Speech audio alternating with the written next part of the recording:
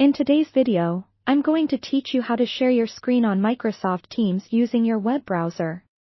If you've been looking to present or collaborate more effectively during your virtual meetings, mastering this feature is definitely essential. By the end of this guide, you'll feel confident in showcasing your screen with ease, whether you're using Microsoft Teams for work or connecting with friends and family. First, make sure you have a Microsoft Teams meeting already set up. You can start a new one if necessary, or you can join an ongoing meeting through the provided link.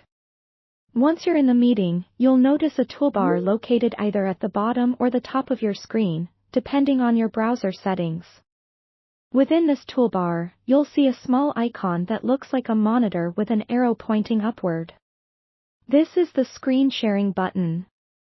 When you hover over it, you should see a prompt that says Share Content.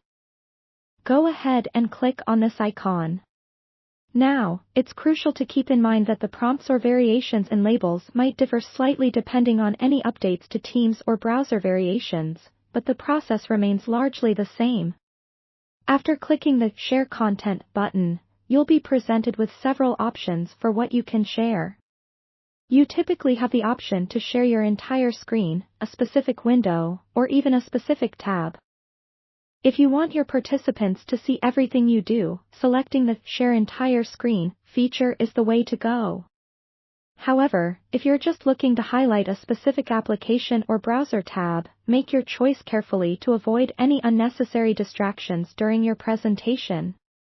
When sharing specific windows or tabs, there might be an extra step where you'll need to click again to select the exact window or tab you intend to present.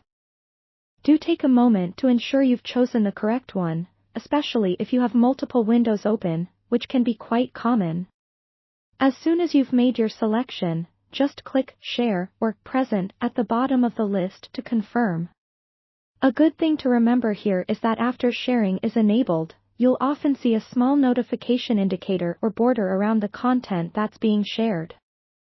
This is Microsoft Teams' way of keeping you in the loop so you're aware of exactly what others can see. Whenever you want to stop sharing your screen, simply navigate back to the toolbar and click the Stop Sharing button, which might look like a small monitor with a slash through it. This instantly ends the screen sharing session, bringing you back to normal video conferencing mode. So there you have it, a quick and comprehensive guide on sharing your screen using Microsoft Teams in a browser.